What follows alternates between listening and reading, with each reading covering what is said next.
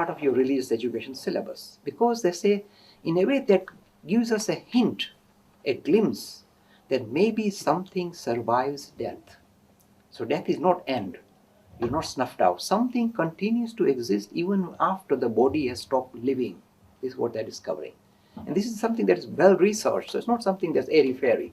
There's a lot of research done on this, and you can find material on the internet, or if you go on Google and do near-death experience, you'll find a lot of material. A lot of it is wacko material. Watch it, but there's some real good stuff there. The good stuff is a lot of people. This is clinically proved.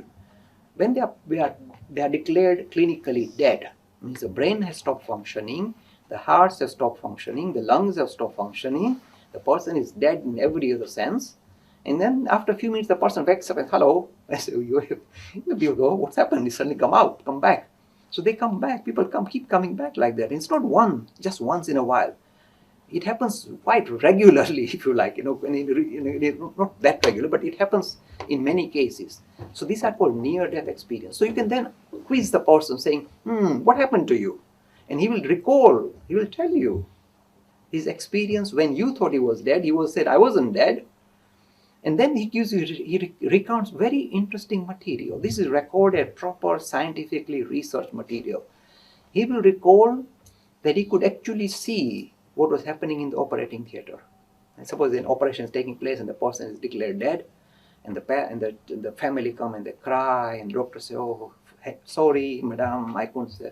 All this they hear. The bodily, physically, they are dead. And they remember all these things. They actually see all these things happening, and they hear all these things happening. And they recall all this information. Tremendous bits of information. Very private, that nobody would have really even... They don't make it up. It's real. Because when they check, they say, exactly this happened, and this woman came and he was crying, oh, my husband, and see? And what this person is recalling is exactly word for word true.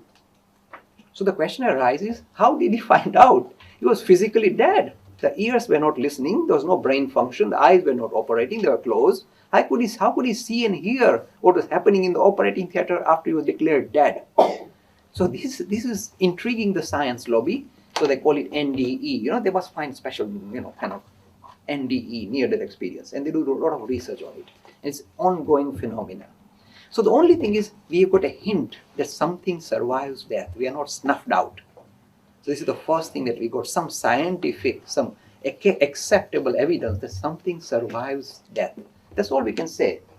And of course, the science is trying to explain it away, saying, it's just lack of oxygen in the brain that gives you that impression. And I don't know how this person found out. Maybe he's reading the minds of the people. When he comes back and he reads the minds of his relation, that's what they said, and he then brings it out. But the person, no, I vividly saw this happen, and then she came running, and then this thing happened. The doctor said, oh, don't cry. They recalls everything. And how did he bring that out? So it is intriguing. But the only thing is, it suggests that something continues. Look at the language I'm using. It suggests that something continues to exist even when we are physically declared dead. That's all we can say. There's still not proof for reincarnation. So how can we be sure that something is reborn? The same person that you are or I am will be reborn. How can we be sure? Of course, the best way would be to ask you.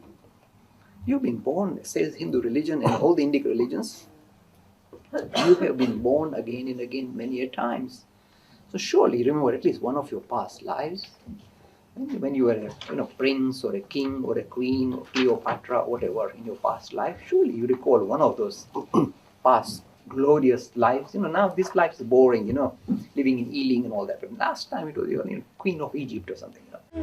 Free e-learning course in Hinduism. To register, please visit www.hindu-academy.com.